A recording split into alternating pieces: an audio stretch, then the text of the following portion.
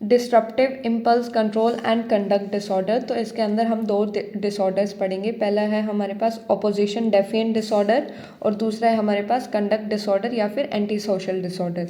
तो oppositional defiant disorder में क्या होता है कि जो बच्चा होता है शोज एज इन अप्रोप्रिएट स्टबबोर्ननेस। स्टबबोर्ननेस होता है कि जिद्दीपन, ठीक है। तो अपनी उम्र के हिसाब से बहुत ज़्यादा जिद्दी होता है वो, इरिटेबल होता है, डेफिएंट यानी कि रूल्स को नहीं मानता, डिसओबीडेंट होता है, अथॉरिटी को डिनाई कर देता है, हॉस्टाइल बिहेवियर होता है यानी कि वो दुश्मनी जेलेसी वाली भावना होती है उसके अंदर। और वो खुद को एंग्री और डेफिएंट नहीं समझता, वो ये नहीं समझता कि मैं कुछ गलत कर रहा हूँ, वो समझता है कि जो भी मैंने किया वो हमारी सर्कमस्टांसेस ही ऐसी थी जिसके अंदर मुझे ये करना पड़ा। तो वो ऐसे करके अपने बिहेवियर को जस्टिफाई करने की ट्राई करता है। And symptom becomes entangled with problematic interactions, कि वो जितने भी उसके रिलेशनशिप है वो सारे खराब हो जाएंगे, वो अच्छे से लोगों के साथ इंटरेक्ट नहीं कर पाएगा। तो ये हमारा ऑपोजिशनल डेफिएंट डिसऑर्डर होता है। कंडक्ट डिसऑर्डर में क्या होता है कि जो उसके एक्शंस और एटीट्यूड्स होते हैं वो उसके एज के अकॉर्डिंग सही नहीं होते।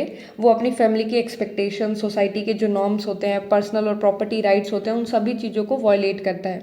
सो इसमें बिहेवियर किस तरह के आएंगे कि हार्मिंग एंड थ्रेटनिंग पीपल और एनिमल्स, कि लोगों को नुकसान पहुंचाना, जानवरों को नुकसान पहुंचाना, उनको डराना, प्रॉपर्टी का डैमेज करना, धोखा देना, झूठ बोलना, रूल्स का वॉयलेशन करना। तो ये सारे हमारे कंडक्ट डिसऑर्डर के बिहेवियर में आएंगे। और एग्रेशन भी शो करता है। तो एग्रेशन में क्या किस तरह का एग्रेशन हो सकता है? वर्बल एग्रेशन यानी कि जो बोल के एग्रेशन शो होता है, जैसे गाली गलौज करना।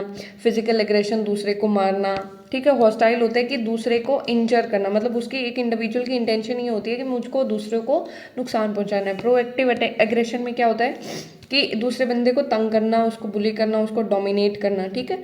तो ये हमारा disruptive impulse control and conduct disorder है। और अगर आपको ऐसे ही सारे टॉपिक्स को रिवाइज करना है तो आप हमारे चैनल को सब्सक्राइब कर सकते हैं।